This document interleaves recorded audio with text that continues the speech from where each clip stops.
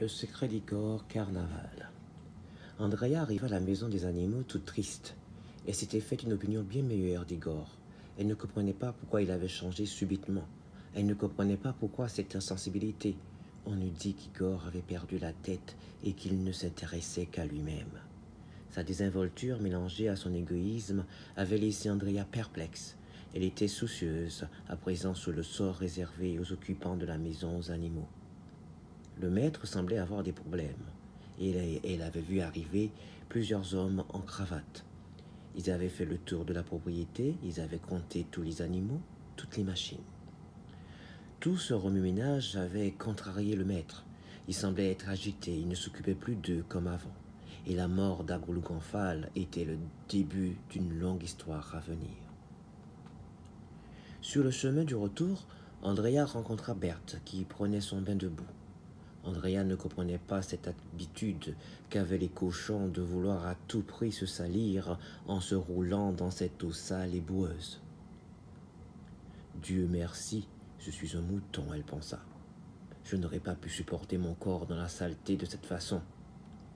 Ah, dit Berthe, je suis enfin propre, il n'y a rien de mieux qu'une bonne toilette boueuse. Une bonne toilette boueuse, répéta Andrea. Oui, cette chaleur accablante me fondait tous les poils sur le corps. Je pouvais à peine poser mes pattes sous la terre brûlante. Je vois, répondit Andrea, en pensant que les cochons ont une conception bien particulière de la propreté. Berthe se secoura de toutes ses forces, faisant éclabousser de la boue tout autour d'elle. Hé, tu pourrais faire attention à mes poils, bella Andrea. Quoi? Tu devrais en faire autant. Un bain de boue ne te tente pas. Grogna Berthe. Ne sois pas ridicule, Berthe. Je n'ai aucune envie de me rouler dans cette salle, ce bain particulier. Elle se reprit au dernier moment. Cette salle quoi? Réagit Berthe. Elle allait se vexer quand Andrea changea de conversation. Pauvre Agroulou-Gonfal, dit-elle. Oui, et nous devons être vigilants. Le maître semble avoir des problèmes. Ses ennuis financiers pourraient bien nous coûter à tous la vie, dit Berthe.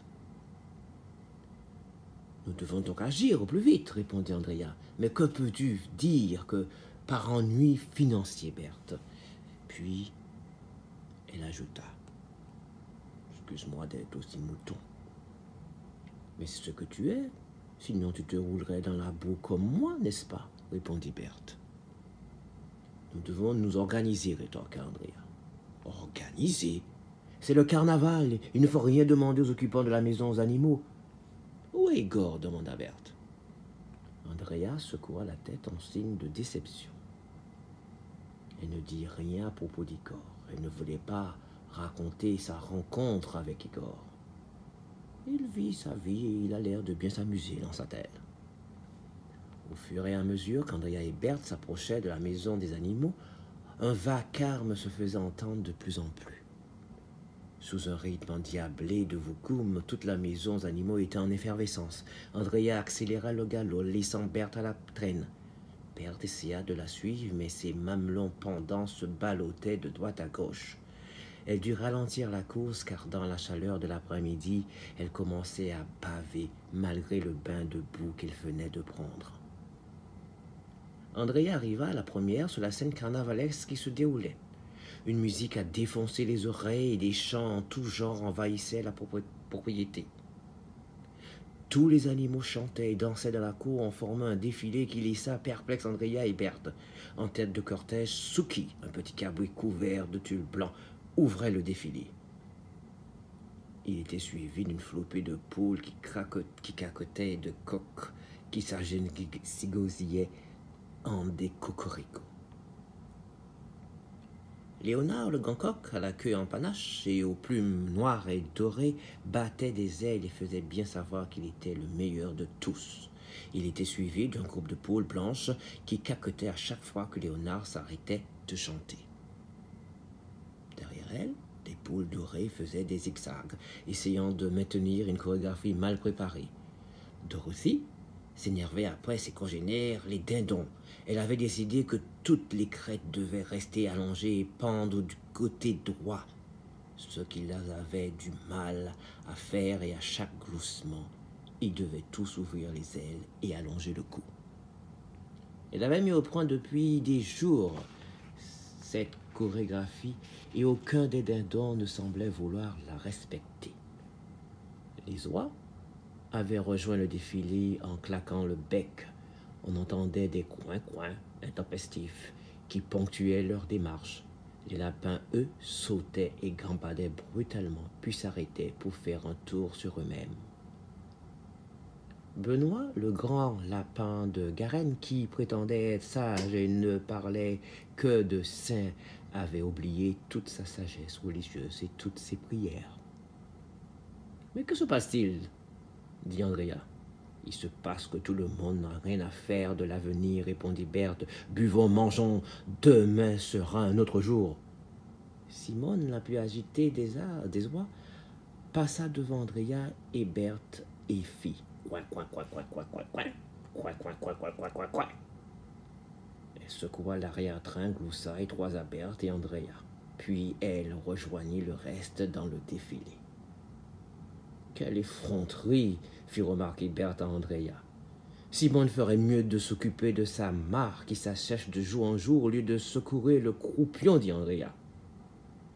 Tant mieux, dit Berthe, quand la mare se transformera en boue, j'aurai 2 endroits où me refaire une beauté. À peine eut-elle fini de grogner sa dernière phrase que Scarletta, la panne déguisée en pan, toute plume ouverte en oie de carnaval, surgit en faisant la roue et en criant. « Voilà le plus beau, dit Berthe en se moquant. Il ne manquait plus qu'elle, ajoute Andrea. Ni Andrea, ni Berthe ne supportaient Scarletta. La panne ne se prenait pas pour n'importe qui. Plus d'une fois, elle s'était disputée dans la maison des animaux. Même le maître avait dû intervenir. Le crabe Alex, les pinces dévorantes et voraces, grandes ouvertes, prêtes à ramasser toutes les miettes, fit son entrée burlex, si bien que même Andrea et Berthe eurent du mal à contenir leur rire. Il avait l'air si ridicule. Que vint-il faire dans ce défilé au risque de se faire piétiner et se faire arracher les pinces? Il est vrai que les crabes sont les meilleurs éboueurs, dit Igor.